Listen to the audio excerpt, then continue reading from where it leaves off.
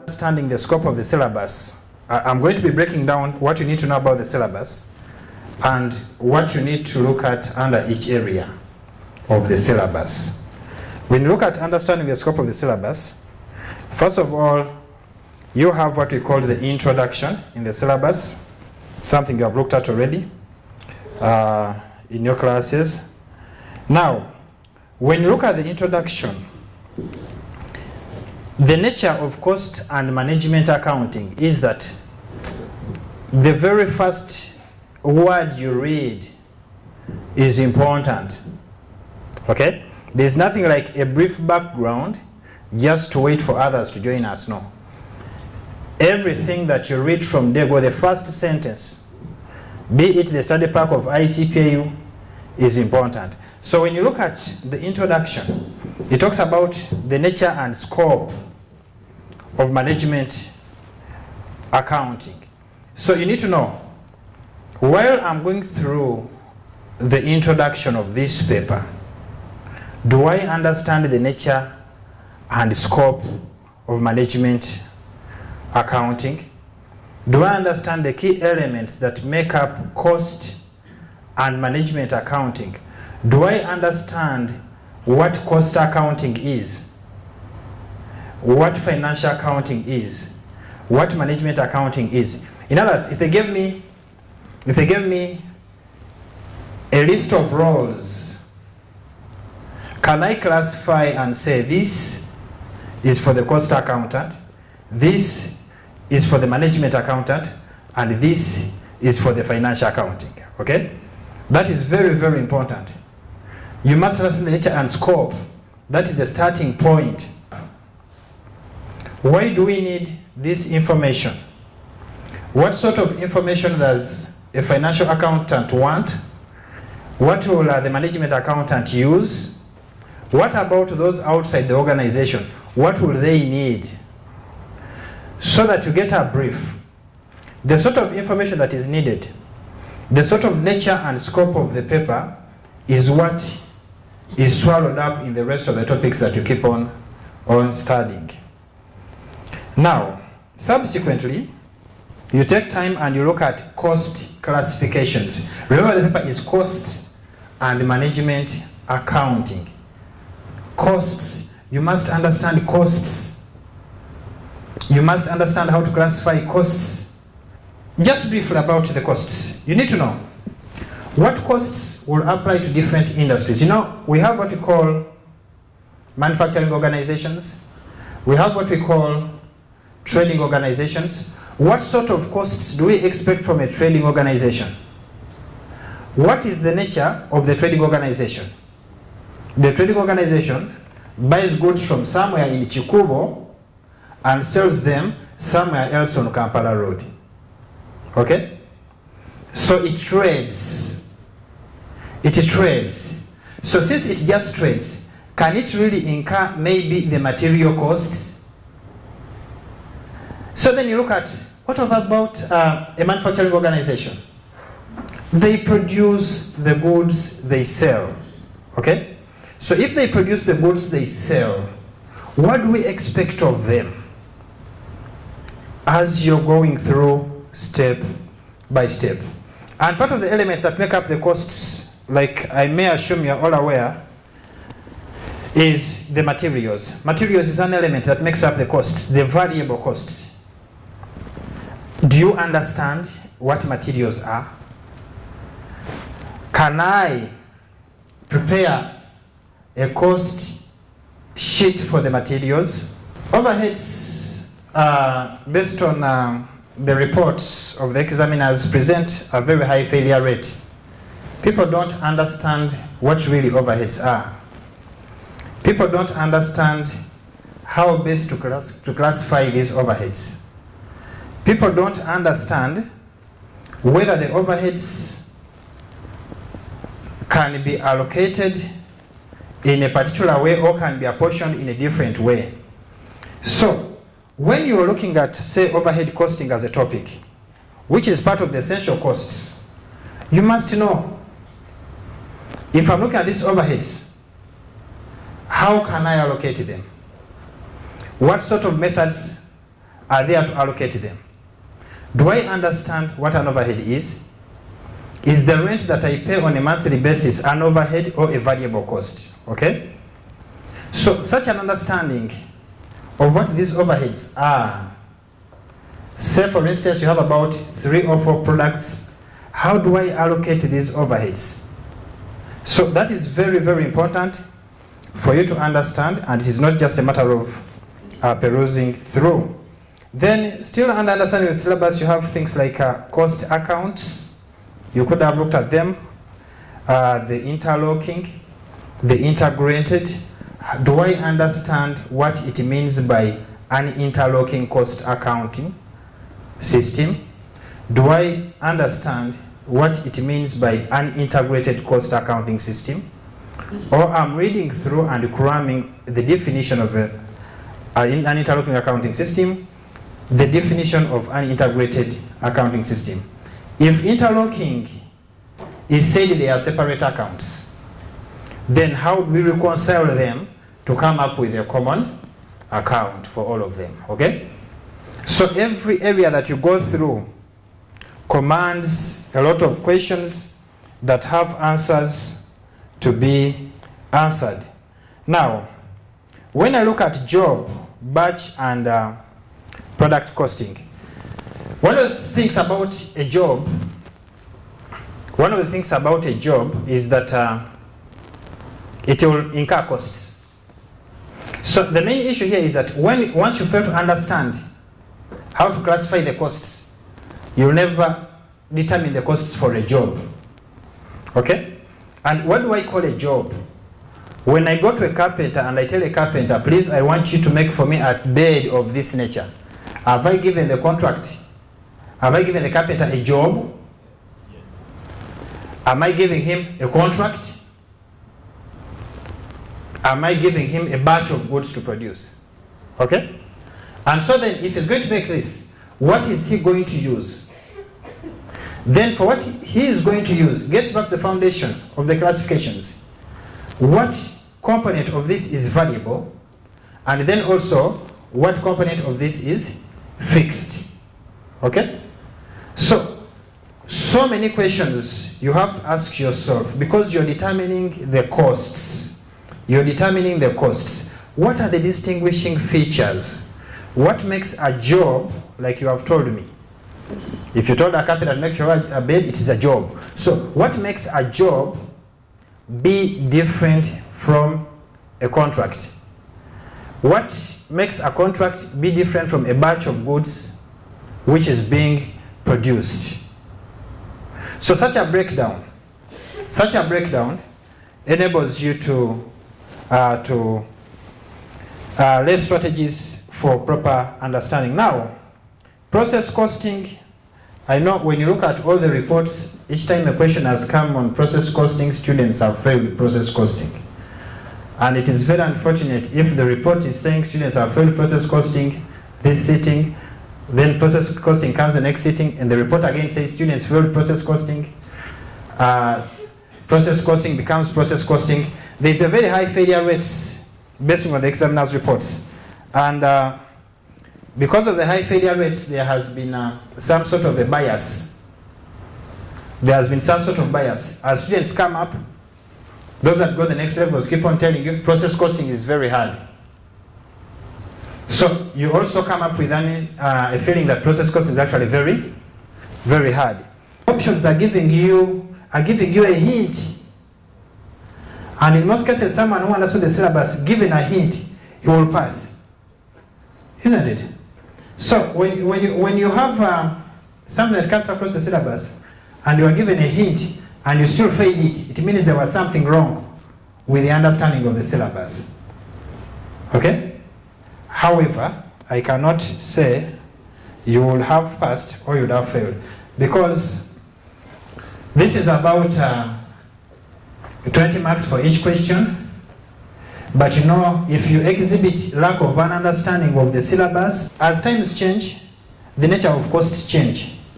But even when the nature of costs change, the classification is they will either be variable or fixed.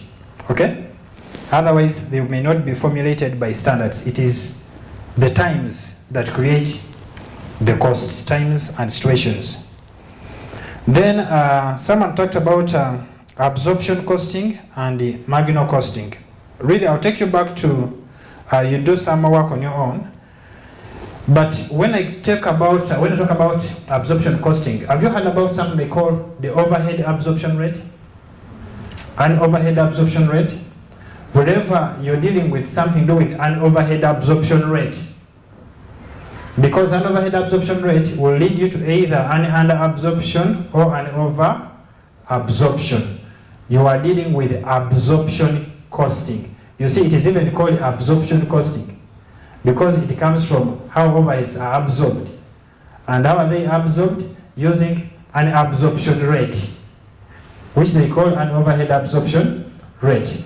And the nature of the overhead absorption rate can lead you to either an under absorption or an over absorption. So you need to understand, how do I come up with an overhead absorption rate? How do I come up with an under absorption or an over absorption? And then finally, how do I treat the over absorption or the under absorption? The moment you answer those three questions, you do any number on absorption costing. Remember, it is about overheads, not the variable costs. They have their own behavior. Then when you look at ABC, ABC is about the cost drivers. Cost drivers. What activities do you have at home for electricity? You cook, you iron, you wash, you light. Those are the activities. And it is those activities that are determining the costs. So what is driving the costs? What is the cost driver? The number of times you are cooking, the number of times you are ironing, the number of times you're using a washing machine. Is that okay? It is driving the costs. Many more times, more costs. Less times, less costs. Is that okay? So you need to understand it that way. And what is it dealing with? It is dealing with overheads. It is not dealing with the variable costs. It is about the overheads. Explain the nature and scope of management accounting. I think it is so brief. Management accounting, nature and scope, so brief. It is about the cost accounting. It is about the financial accounting. It is about the management accounting. And basically, that study pack that you have for the ICPA is very good. Very good, but it is not, you can't, reading is something you really need to, a little bit be versatile. You need to visit also other literature where you feel it is not, maybe you read through once, twice, you're not getting it. You could also have some other references, okay? And maybe the references I could give you, you could think of Cost and Management Accounting by Colin Julie. Cost and Management Accounting by Colin Julie. Then there is also Cost Accounting by T. Lucy.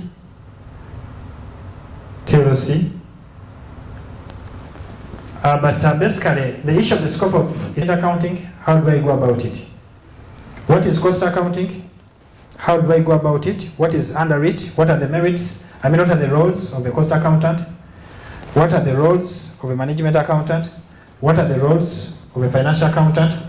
What makes cost accounting different from financial accounting? But you see, cost accounting is similar to management accounting. Because as you're coming up with the costs, you must know how to manage them. You don't just wake up and begin spending before identifying how much you have. Identifying how much you have is the management. Then the decision to see how many items to spend on is also management. But the actual expenditure is based on the costs. Is that okay? So it is just a bit of a relationship there. And as far as the comments are concerned, it is that wherever you see a question on budgets, flexible budgets, then it is just implied you must think of the variances. Is that okay? Whenever you see an issue there with a flexible budget and you're going to prepare a flexible budget, then even if they have not told you, you must know that after coming up with the flexible budget and the actual results given, then think of the variances as well, okay? Except if it is a flexible budget, but there are no actual results given, okay? So that is what you must know, ladies and gentlemen. Now, why do you prepare budgets? Why do you prepare budgets?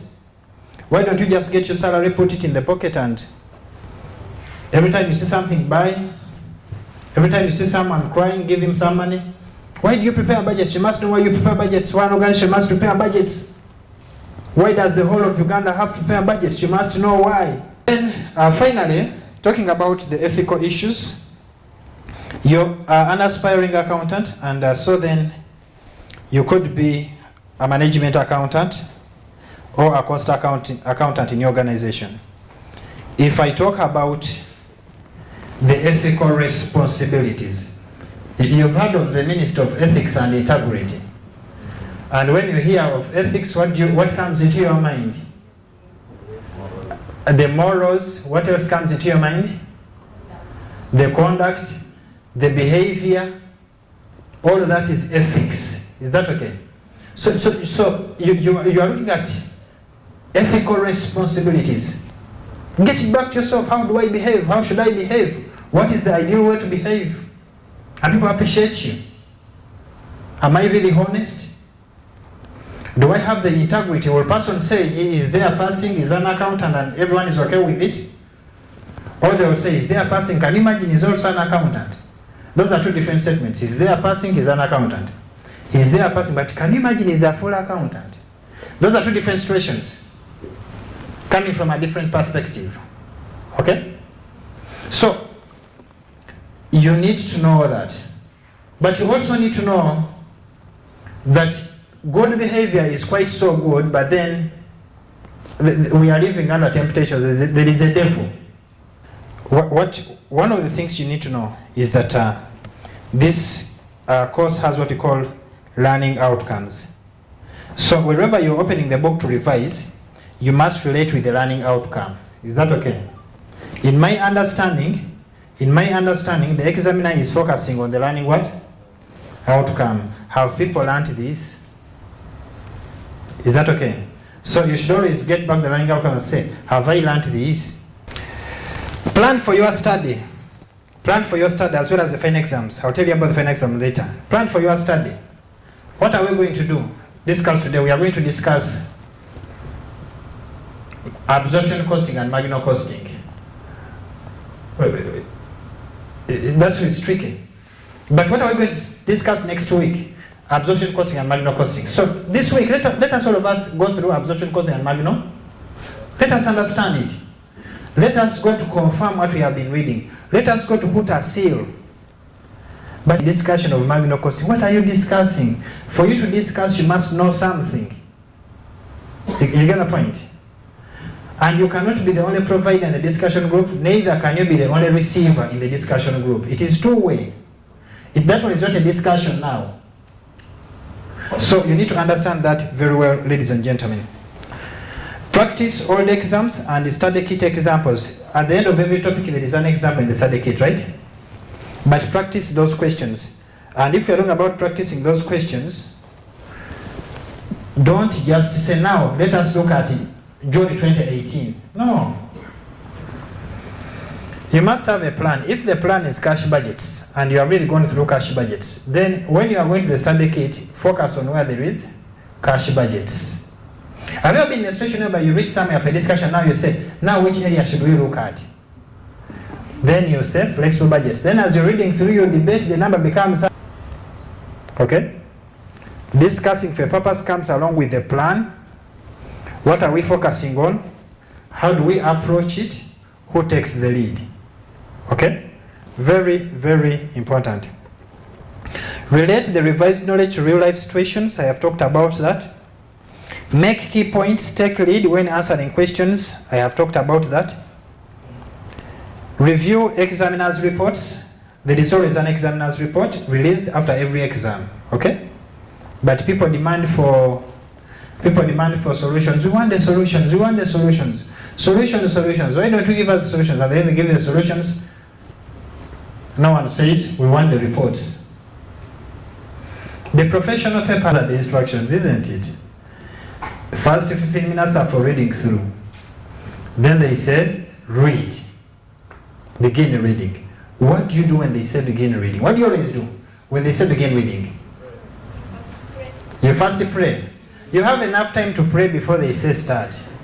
How long are your prayers? Examinations prayers are not supposed to be so long. You're not supposed to go with a sapuli. Then you begin one by one. You have enough time to pray before they say start, right? Yeah, because there's no reason for you to be late.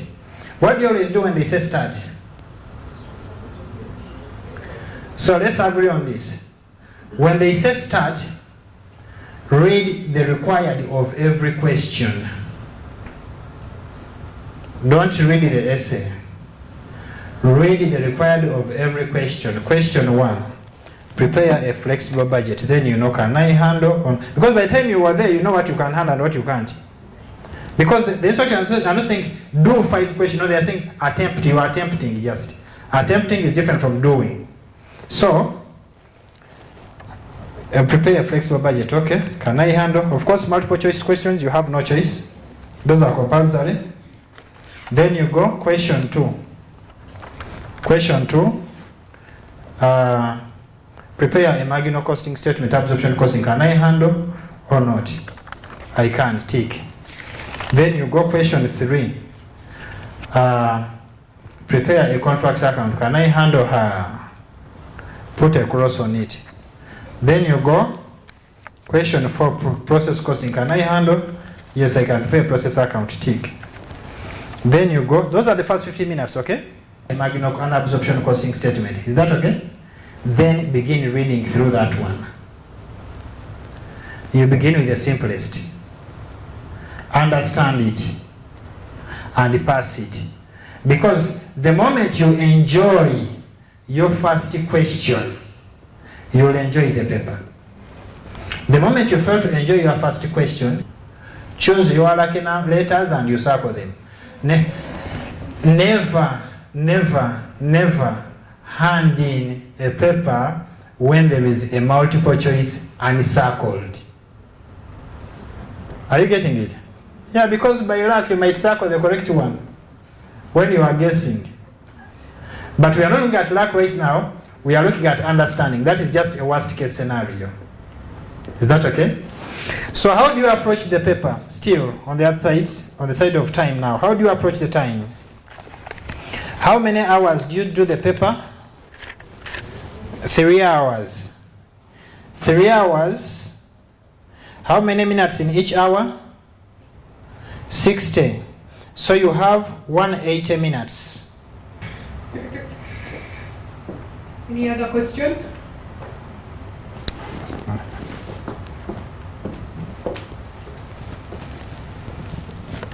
From the previous seminar that we had, the previous class that we had in the morning, the teacher said that students have this theory that on level 2, the number 1 that has many marks, students usually say that the moment a person fails that number, it's like it's like a sure deal that you'll never. Plan for your study as well as the final exams. I'll tell you about the final exam later. Plan for your study. What are we going to do? Discuss today. We are going to discuss absorption costing and marginal costing. Wait. That is tricky. But what are we going to discuss next week? Absorption costing and marginal costing. So this week, let us all of us go through absorption costing and marginal. Let us understand it. Let us go to confirm what we have been reading. Let us go to put a seal. But you find someone, for instance, has no idea of what even marginal costing means. You are in a discussion of marginal costing. What are you discussing? For you to discuss, you must know something. You get the point? And you cannot be the only provider in the discussion group, neither can you be the only receiver in the discussion group. It is two-way. That one is not a discussion now. So you need to understand that very well, ladies and gentlemen. Practice all the exams and the study kit examples. At the end of every topic, there is an example in the study kit, right? But practice those questions. And if you're talking about practicing those questions, don't just say, now, let us look at June 2018. No. You must have a plan. If the plan is cash budgets, and you are really going through cash budgets, then when you are going to the study kit, focus on where there is cash budgets. Have you ever been in a situation where you reach somewhere for a discussion, now you say, now which area should we look at? Then you say flexible budgets. Then as you're reading through your debate, the number becomes hard and say, let us first leave it. Let us go to this one. So you have spent 2 hours or 3 hours, you think you have been discussing, but actually you have done nothing. So how much you spend talking about books, talking about a topic, discussing with a friend about an exam, does not necessarily mean you are discussing for a purpose. Okay? Discussing for a purpose comes along with a plan. What are we focusing on? How do we approach it? Who takes the lead? Okay? Very, very important. Relate the revised knowledge to real life situations. I have talked about that. Make key points, take lead when answering questions. I have talked about that. Review examiner's reports. There is always an examiner's report released after every exam. Okay? But people demand for solutions. We want the solutions. We want the solutions. Solutions. Why don't you give us solutions? At the end they give the solutions. No one says we want the reports. The professional papers are so different. You must get feedback. You must get feedback even if it wasn't your year of sitting. Manage examination pressure and stay composed. Like I said, the exam is not about life and death. It is something that will come, go, and life will continue. So the moment you make it about life and death, but the biggest challenge is that some people do not make it life and death because they don't want to read. Some people say, life is not about CPA exams. Get relaxed, they get exercise for getting relaxed. No, the moment you join for the CPA course, there's a cost for it. There's a cost for it. One of the things is you lose friends, your social life is affected because you must give it time. Okay? You won't go for every party, you won't go to the beach every Saturday, you must give it time. So that is just how it is. And you cannot change how it is. But you know your abilities, and behavior should be based on your abilities, right? Finally, note on the PowerPoint, how do you approach an exam? We have gone to Nambole. We are now in the hall. You have received the papers. Do not open. Those are the instructions, isn't it? The first 15 minutes are for reading through. Then they say, read. Begin reading. What do you do when they say begin reading? What do you always do when they say begin reading? When they say start, read the required of every question. Don't read the essay. Read the required of every question. Question 1. Prepare a flexible budget. Then you know, can I handle on... Because by the time you were there, you know what you can handle and what you can't. Because the instructions are not saying do 5 questions. No, they are saying attempt. You are attempting, yes. Attempting is different from doing. So, prepare a flexible budget. Okay, can I handle? Of course, multiple choice questions, you have no choice. Those are compulsory. Then you go, question 2. Question 2. Prepare a marginal costing statement, absorption costing. Can I handle or not? I can, tick. Then you go, question 3. Prepare a contract account. Can I handle her? Put a cross on it. Then you go, question 4, process costing. Can I handle? Yes, I can prepare a process account, tick. Then you go, those are the first 15 minutes, okay? Then, after doing all that, then you find out Which one is the simplest? The simplest I can handle is prepare a marginal and absorption costing statement. Is that okay? Then begin reading through that one. You begin with the simplest. Understand it and pass it. Because the moment you enjoy your first question, you will enjoy the paper. The moment you fail to enjoy your first question, you are in danger. Is that okay? Then you have a section for the multiple choice. You have a section for the multiple choice. What are you going to do with the multiple choice? I don't know why. Do you expect to fail multiple choice questions? Because with multiple choice questions, what you commonly call the objectives, the correct answer is given. Do you really have to circle the wrong one?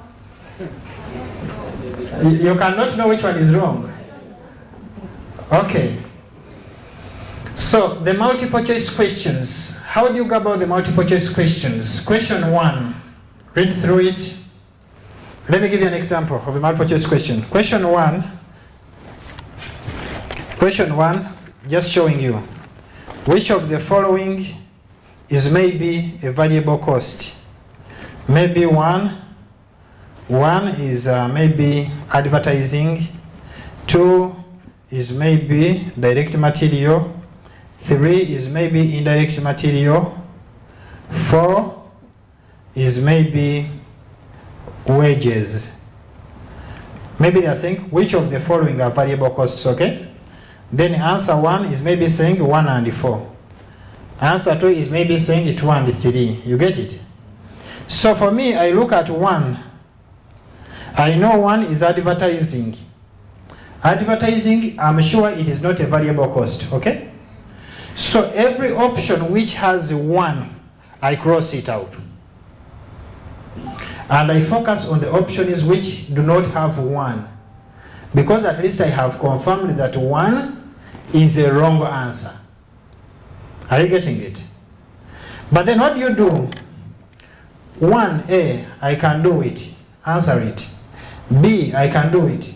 Answer it. C, I can't do it. Skip. Leave it, skip. You cannot do it maybe because you need more time. C, I can do it. Do it. D, I can't do it. Skip. E is about computation, so confusing. Skip. First know how many have you answered with is. And confirm those that you have answered with is, whether at all you have circled the correct one. Is that okay? Then later on, you can come along to hustle with these ones which could be a little bit hard. Okay? However, when the hustle ends and you still have no choice on 1 or 2, choose your lucky letters and you circle them. Never hand in a paper when there is a multiple choice uncircled.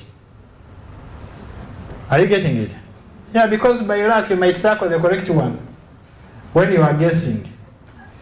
But we are not looking at luck right now. We are looking at understanding. That is just a worst case scenario. Is that okay?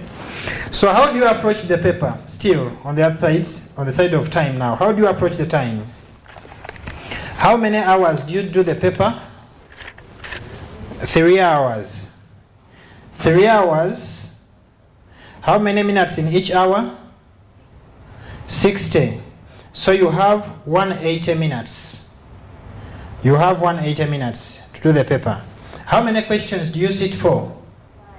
5. 180 minutes divided by 5. What do you get? 36. Is that okay? So if it is 36 for every number, then the best strategy for you is to allocate 30 minutes to every number. Allocate a maximum of 30 minutes to every number. Allocate a maximum of 30 minutes to every number. Allocate a maximum of 30 minutes to every number, and you have a balance of 6 times 5. You have a balance of 30 minutes to cater for anything that may not have gone well. Is that okay? So you must be with it, you must be on the time clock checking. After every 30 minutes, you go to the next question. So, that is the end of the presentation. Thank you for listening.